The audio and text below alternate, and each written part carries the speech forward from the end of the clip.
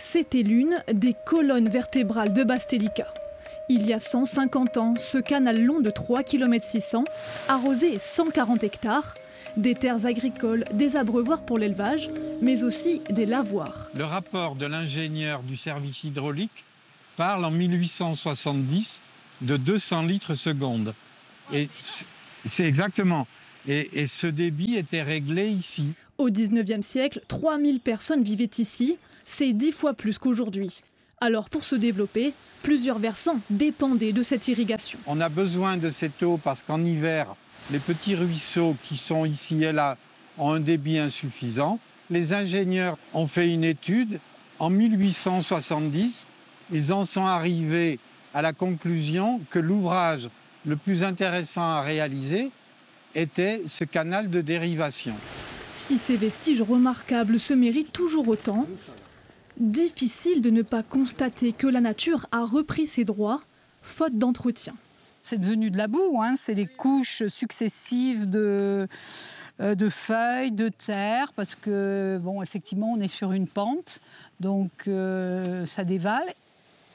On est attaché à cette construction qu'ont fait nos anciens, et on se dit que c'est vraiment dommage d'avoir un si bel ouvrage et de le laisser se dégrader, puisque la promenade nous emmène dans un endroit merveilleux, des cascades, des bassins.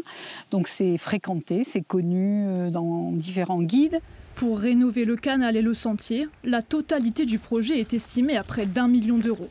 Il a fallu trouver les financements. Le loto du patrimoine s'est imposé comme une évidence. Ce qui leur a plu, c'était que c'était un projet qui était lié à l'eau. Voilà. C'est pas un patrimoine religieux. Ils ont beaucoup de patrimoine religieux. À la mairie de Bastelica, ces archives du canal conservent un dernier secret. Canal de la Diarra. Tableau matrice, année 1890. En les épluchant, l'historien découvre que les recettes des abonnements en eau, de 20 à 30 francs par hectare, faisaient vivre l'économie du village. Les gens vivaient du travail de la terre, c'est-à-dire les vergers et les potagers. Les vergers, ce sont des châtaigniers et des pommes.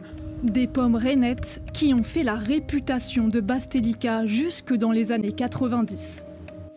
120 hectares de pommiers, soit plus de 3000 arbres, ont été recensés sur les communes de Bastelica et de Tol, dans la haute vallée du Prunelli. Une production exportée à l'époque jusqu'à Marseille, possible grâce à l'eau du canal de la Diarra.